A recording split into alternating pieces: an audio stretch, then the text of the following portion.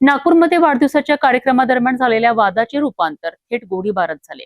या प्रकरणाचा अवघ्या 24 तासात उलगडा करत पाचपोली पोलिसांनी आरोपींना अटक केली असून पिस्तूल, जिवंत काडतुसे, चाकू, वाहन आणि मोबाईलसह तब्बल 6,06,800 रुपयांचा मुद्देमाल जप्त केला आहे। नागपूरच्या पाचपोली पोलीस ठाण्याच्या हद्दीतील शनिचरा मार्केट परिसरात वाढदिवसाच्या कार्यक्रमादरम्यान झालेल्या वादातून गोळीबाराची घटना घडली होती। फिर्यादी आणि आरोपी यांच्यात शाब्दिक वाद झाल्यानंतर आरोपींनी फिर्यादीला जीवे मारण्याची धमकी देत त्याच्यावर हल्ला केला। यावेळी आरोपींनी पिस्तुलातून गोळी झाडली। सुदैवाने ही गोळी फिर्यादीला न लागता जमिनीवर लागल्याने मोठी दुर्घटना टळली। या घटनेनंतर आरोपी घटनास्थळावरून फरार झाले होते। या प्रकरणी पाचपावली पोलीस ठाण्यात भारतीय न्याय संहितेतील विविध कलमांसह शस्त्र कायद्यान्वये गुन्हा दाखल करण्यात आला। गुप्त माहिती, सीसीटीव्ही फुटेज आणि तांत्रिक तपासाच्या आधारे पोलिसांनी अवघ्या 24 तासात आरोपींचा शोध घेऊन त्यांना अटक केली।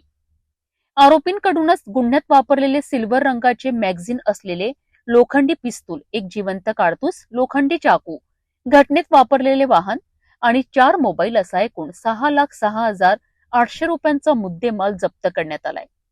ही कारवाई वरिष्ठ अधिकाऱ्यांच्या मार्गदर्शनाखाली पाचपावली पोलिसांच्या पथकाने केली असून या प्रकरणाचा पुढील तपास सुरू आहे। अवघ्या 24 तासात गोळीबार प्रकरणाचा उलगडा करत पाचपावली पोलिसांनी आरोपींना अटक केली आहे। या कारवाईमुळे नागपूर पोलिसांच्या तपास कौशल्याची पुन्हा एकदा प्रचिती आली आहे।